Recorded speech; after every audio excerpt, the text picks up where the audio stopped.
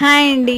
ఈరోజు మన రెసిపీ వచ్చేసి తెలంగాణలో ఎంతో ఫేమస్ అయిన సొరకాయ సర్వపిండి ఎలా చేసుకోవాలో చూసేద్దాం. సొరకాయని క్లీన్ చేసుకొని ఈ విధంగా తురిమి తీసుకోండి. దీంట్లోకి 1 కప్పు బియ్యం పిండి తీసుకుంటున్నాను. మీకు ఎంత కావాలంటే అంత తీసుకోవచ్చు. అలానే తరిగిన కరివేపాకు, ఉల్లిపాయలు, పచ్చిమిర్చి, 1 టేబుల్ స్పూన్ అల్లం వెల్లుల్లి పేస్ట్ వేసుకోండి.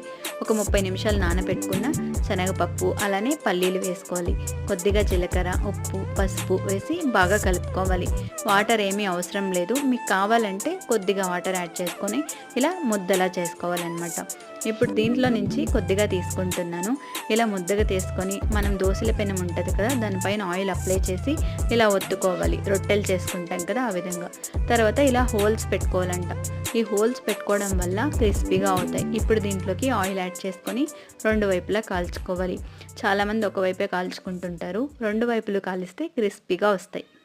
అంతేనండి, ఎంతో టేస్టీ అయిన సొరకాయ సర్వపిండి రెడీ.